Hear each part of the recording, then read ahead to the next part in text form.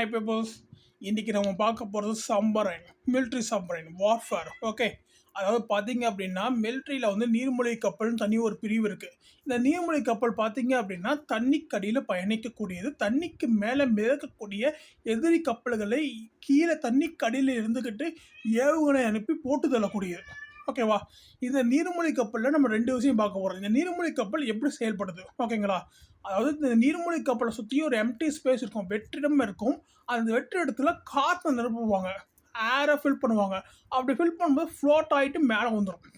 Okay, தண்ணி fill பண்ணாங்கன்னா காற்று வெளியே போயிடும், தண்ணி உள்ளே வந்துடும்.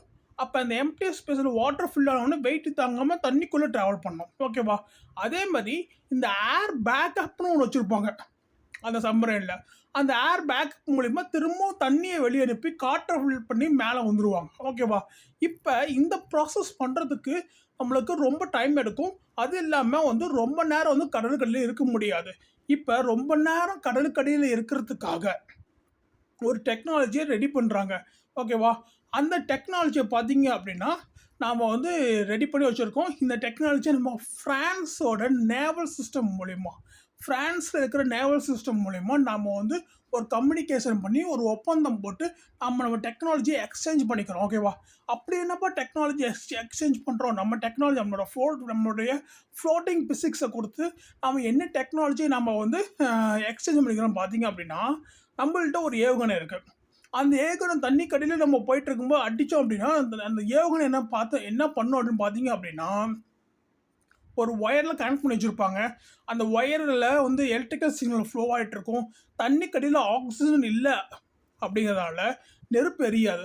அப்படி இருக்கும்போது தண்ணி கடியில் மிசைல்ஸ் வந்து ட்ராவல் பண்ணாது. அப்படி இருக்கும்போது ஏவுகணைகள் தண்ணி கடியில் எப்படி போய் எதிரி நாட்டு கப்பலை வந்து சாவடிக்கும்? அப்போ என்ன பண்ணுவாங்க? துப்பாக்கியிலேருந்து எப்படி குண்டு புறப்படுதோ அதே மாதிரி நீர்மூழ்கி கப்பலிருந்து ஒரு வெடி விபத்தை ஏற்படுத்துவாங்க. அந்த வெடி விபத்து அப்படின்னா ஆக்சிடென்ட் கிடையாது, ஒரு வெடிப்பொருளை வெடிக்க வைப்பாங்க. அந்த வெடித்து வச்ச அந்த பொருளுக்கு மேலே ஒரு மிசைல் வச்சுருப்பாங்க. அது வெடித்த உடனே அந்த வேகத்துக்கு அந்த மிசைல் புறப்பட்டு மேலே போகும். ஓகேவா? இப்படி தான் வந்து இருக்குது எல்லாமே. ஆனால் இது நம்ம டிவியில் பார்க்குற மாதிரிலாம் கிடையாது. ஓகேவா? அப்படி ஒரு கான்செப்டே உங்களுக்கு கிடையாது. ஆனால் ஃப்ரான்ஸ் நாட்டில் இப்படி ஒரு டெக்னாலஜி இருக்குது. தண்ணிக்குள்ளே அடிக்கிற மிசிலை வச்சு நம்ம எதிரி நாட்டு கப்பலை அடிக்க முடியும். ஓகேவா? எப்படி பண்ணுறாங்கன்னா, அந்த அந்த ஏவுகணைக்கு எலக்ட்ரிக்கல் சிக்னல் தேவை இல்லையா? அந்த ஏவுகணையில் எலக்ட்ரிக்கல் பேக்கப் பேட்டரியை வச்சு அடிக்கிறாங்க. ஓகேவா? ஸோ இது மாதிரியெல்லாம் பண்ணுறாங்க. ஓகேவா? மிசிலில் பேட்டரி பேக்கப் வச்சு நம்ம மிசிலை வந்து தண்ணிக்கல்லில் ஸ்பீடாக அனுப்ப முடியும் அப்படின்னு சொல்கிறாங்க. இந்த மாதிரியான டெக்னாலஜியை நம்ம எக்ஸ்சேஞ்ச் பண்ணிக்கிறோம். இதுதான் ரெண்டு விஷயம். ஓகேங்களா? ஓகே, பார்த்துட்டோம் நம்ம. இப்போ இதுக்கான செலவு எவ்வளோ தெரியுமா? 3000 கோடி ரூபா. எதுக்கு? இதுக்கான செலவு மட்டும் 3000 கோடி ரூபா. நீர்மூழ்கி கப்பலில் அணு ஆயுதமாக இருக்குது. ஓகேவா? இந்த நீர்மூழ்கி கப்பல் என்ன பண்ணும் அப்படின்னா, கடல் மட்டத்தில் கொஞ்சம் 10 அடி டிஸ்டன்ஸில் மேலே வந்துடும். மேலே வந்துட்டு அந்த பாம்பு எக்ஸ்ப்ளோசிவ் வெடிக்க வைக்கும். வெடிக்க வச்ச உடனே அந்த பாம்பு எக்ஸ்ப்ளோசிவ்க்கு மேலே இருக்கிற அந்த ஏவுகணை வந்து டக்குன்னு மேலே போட்டு மேலே போயிடும். ஒரு 20 அடிக்கு மேலே போயிடும். கடல் மட்டத்தை தாண்டி ஒரு 10 அடிக்கு மேலே போன உடனே வெளியே இருக்கிற ஆக்சிஜனை அந்த மிசைல் வந்து உறிஞ்சிக்கிட்டு நெருப்பை பேர்ன் பண்ண ஆரம்பிச்சிடும். உடனே அந்த ஏவுகணை வந்து ஏரில் பாஸ் ஆகி எதிரி நாட்டை அட்டாக் பண்ணோம். இப்படி தான் நீர்மூழ்கி கப்பல் இருக்குது. ஓகேவா? ஆனால் தண்ணிக்குள்ளேயே பாஸ் பண்ணி தண்ணிக்குள்ளேயே இருக்கிற இன்னொரு நீர்மூழ்கி கப்பலை அட்டாக் பண்ணோம் அப்படின்னா வயர்டு டெக்னாலஜி யூஸ் பண்ண முடியும். அந்த மிசைலுக்கு வந்து எலக்ட்ரிக்கல் சிக்னல் கண்டினியூஸாக கொடுக்குற மாதிரி அந்த ஒயரை வந்து அந்த மிசைலை கனெக்ட் பண்ணி வச்சுருப்பாங்க. அந்த மிசைல் புறப்பட்டு போய் அடிக்கும். ஓகேவா? ஆனால் தண்ணிக்குள்ளேயே வந்து மிசைலில் பேட்டரி பேக்கப் வச்சு பண்ண முடியும் அப்படின்னு ஃப்ரான்ஸ் தொழில்நுட்பத்தை பயன்படுத்துகிறாங்க. இதுக்காகிற செலவு மட்டும் 3000 கோடிங்க.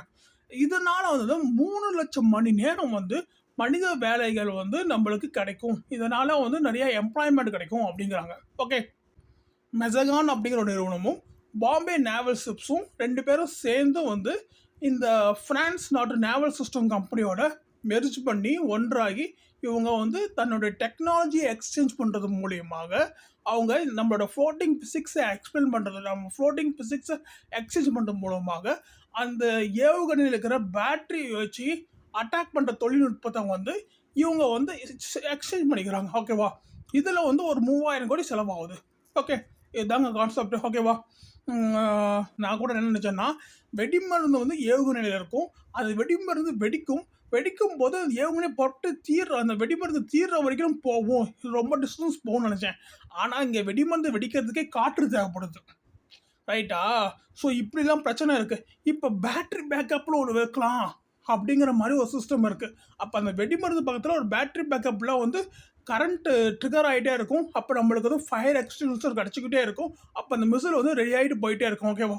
ஸோ இது மாதிரியான டெக்னாலஜிலாம் பாருங்க வெளிநாட்டுக்காரங்க எப்படி யோசிக்கிறாங்க. ஓகேவா? ஸோ இது மாதிரியான டெக்னாலஜிலாம் வந்து ஃப்ரான்ஸ் இருக்கு. ஃப்ரான்ஸ் எப்படியெல்லாம் ஹெல்ப் பண்றாங்க பாருங்க இந்தியாவுக்கு. ஓகேங்களா? உங்களுக்கு இந்த வீடியோ பிடிச்சிருக்கும்னு நான் நம்புறேன்.